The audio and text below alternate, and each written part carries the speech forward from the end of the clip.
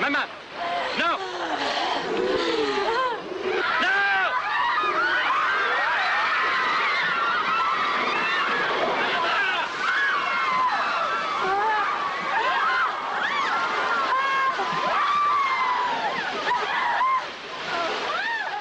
Ah, si vous saviez ce qui s'est passé sur ce film, alors j'avais Pellegrin, Raymond Pellegrin, que j'adore parce que c'était, bon, il est mort le pauvre, mais bon, il était curieux aussi, il était un peu torturé, hein, c'était un mec un peu torturé, mais il pouvait pas supporter qu'Aldo me traite comme ça, il devenait fou.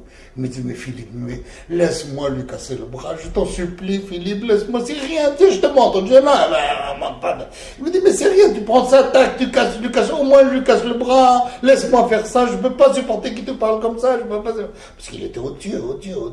Je tournais une scène, il y avait 200 figurants dans une église, moi j'étais derrière la caméra, hein, et il jouait en gros plan, bon, il jouait la scène. Et au milieu de sa scène, il s'arrête, il me dit, j'en ai marre, arrêtez, enlevez-moi cette tête, je peux plus voir cette tête, enlevez-moi cette tête, je peux plus jouer devant cette tête, je peux plus jouer. Vous vous rendez compte?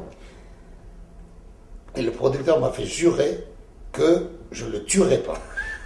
Parce que le lendemain, il m'a dit, tu peux lui faire tout ce que tu veux. Alors le lendemain, ça a été terrible. Il a commencé à me faire un truc comme ça dans la Rolls. J'ai sauté la Rolls.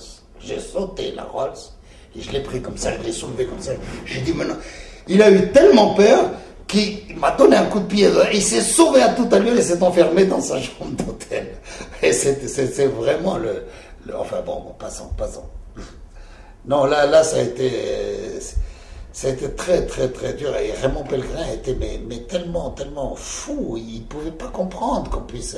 Non, j'ai fait 27-14 au réveil de tension, 27-14 au réveil. Alors ils ont appelé tout de suite le médecin de là-bas et tout, et ils ont appelé le médecin de Paris. Et le médecin de Paris est venu, il me dit, il a vu Aldo, il fait, j'ai fait mon enquête, hein.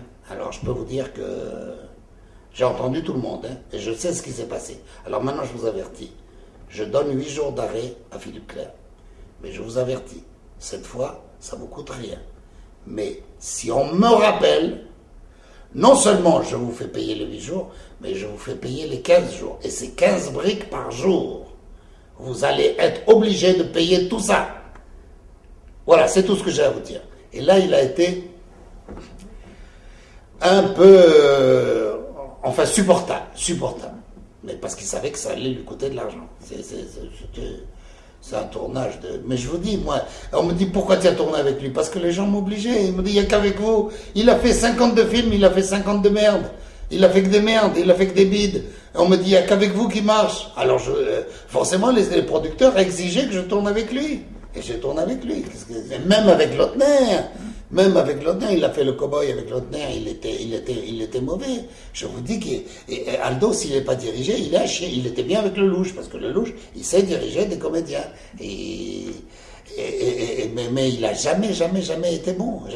D'abord parce qu'il a eu des sujets toujours de merde et qu'il jouait très mal.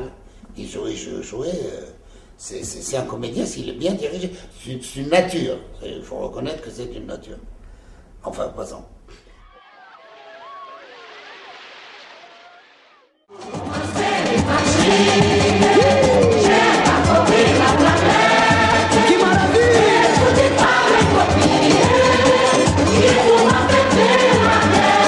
Si j'avais fait après Plus beau que moi tu meurs, si j'avais fait Si tu vas à Rio tu meurs, j'aurais pas fait 3,5 millions, j'aurais fait 6 millions.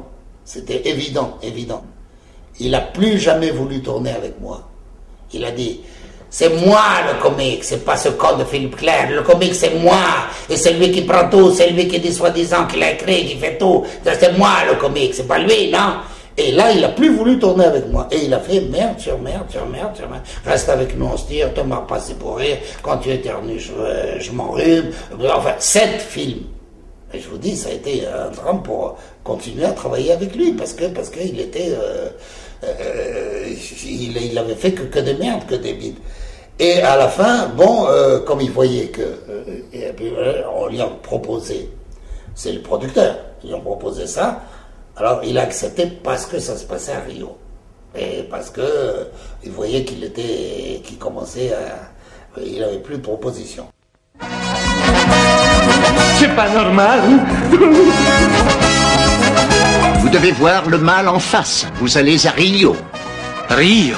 Si tu vas à Rio, si tu vas à Rio,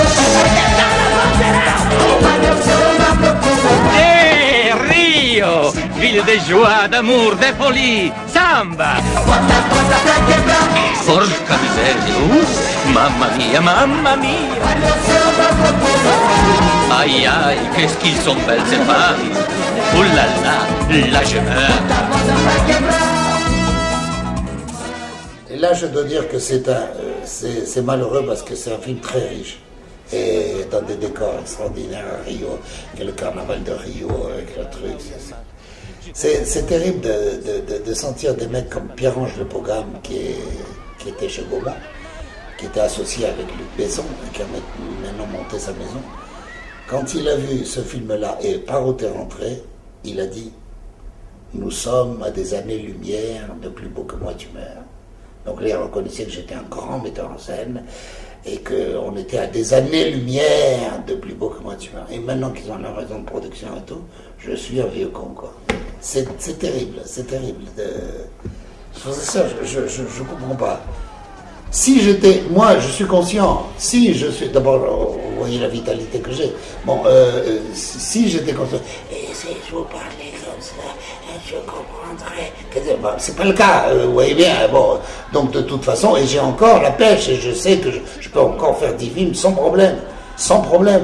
Il y a des réalisateurs qui ont tourné, comment il s'appelle, il a tourné à 92 ans, il a tourné Christian Jacques. À 92 ans. Alors bon, il n'y a pas de... Tant qu'on a la force et l'envie, c'est ça. Et quand je sais les gars que j'écris, j'en invente plus. Parce que je me dis, comme ça, maintenant, c'est plus la peine. Mais avant, j'avais un petit carnet, j'avais toujours un petit carnet sur moi. Et à chaque fois que je voyais un truc, hop, je trouvais un gag, je notais le gag. Et quand je faisais un film, je descendais tous mes gags, je regardais, je disais, oh là, là celui-là, oh, il va très bien là. Là, il va très bien, celui-là, j'avais déjà mon film. Mais je trouvais un fil conducteur qui, dès le départ, on attendait quelque chose. Et on suivait quelque chose. Voilà.